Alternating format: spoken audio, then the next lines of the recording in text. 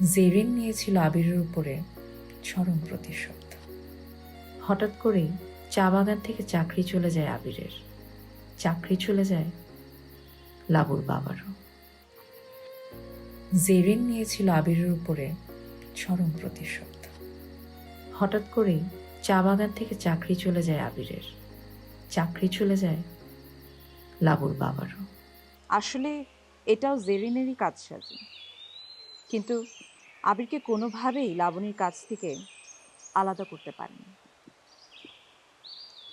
তারা যেন একে অন্যের জন্য অবিচ্ছেদ্য, কিন্তু জেরিনের মনে ভিতরে একটাই প্রশ্ন রয়ে গেল,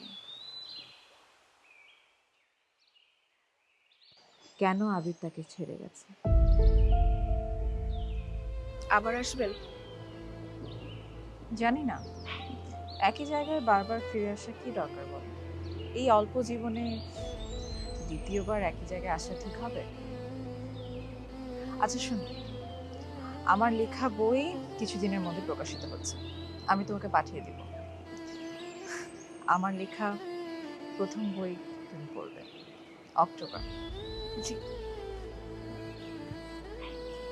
আচ্ছা লাবু,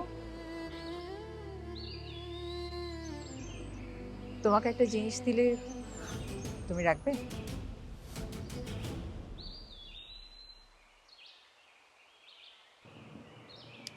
তুমি যদি এটা নাও, আমি খুব খুশি হব, আমার খুব ভালো লাগবে। বন্ধু হিসাবে স্মৃতি মনে করে রেখে দেবে।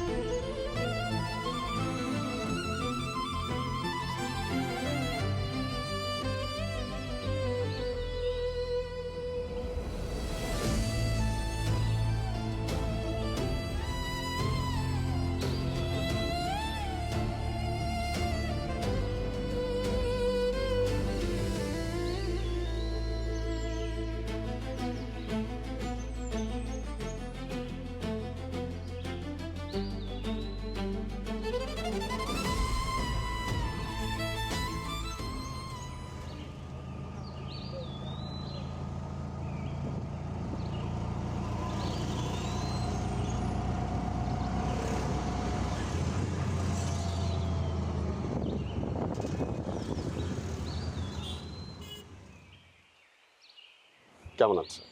ফ্যান্টাস্টিক। চলো। তোমার জন্য একটা চিঠি আছে। চিঠি? হ্যাঁ, তুমি এটা পড়ো, আমি তোমার জন্য কফি করে নিয়ে আসছি। ঠিক আছে, চলো ব্যাগটা নিয়ে যাও। আবির, হ্যাঁ, একটু চমকে যাওয়ারই কথা। এতদিন পর তোমাকে চিঠি লিখছি, সারপ্রাইজ বটে। গত 4 দিন তোমার স্ত্রী লাবুর আতিথেয়তা উপভোগ করলাম। লাবুর সাথে থেকে আমি বুঝতে চেষ্টা করলাম কেন তুমি আমাকে উপেক্ষা করে একটা মফস্বলের বাচ্চা মেয়ের প্রেমে পড়েছিলে। কি দেখেছিলে তুমি তার মধ্যে? কি সৌন্দর্য ছিল তার মধ্যে, যা আমার মধ্যে ছিল না। ডিভোর্সের পর এই একটা প্রশ্নের উত্তর জানার জন্য আমি অস্থির হয়ে গেলাম। তাই উপন্যাস লেখার অজুহাতে এত বছর পর তোমার অবর্তমানে চলে এলাম তোমার ডেরায়। অথচ এখানে আমি কখনোই আসতে চাইনি। যদি তখন আসতে পারতাম, তাহলে আজকে এমন দিন আমাকে দেখতে হতো না। তোমার লাবু অনেক ভালো মেয়ে। লাবু যেন রবীন্দ্রনাথের ক্যামেলিয়া কানে গোজা সাঁওতাল মেয়ে। সত্যি ওর সৌন্দর্য আমার নেই। তোমার দেওয়ার রিংটা লাবুকে দিলাম, ওটা না আমাকেই মানায়। লাবুকে নিয়ে তুমি ভালো থেকো, ওর যত্ন নিও। নড়া।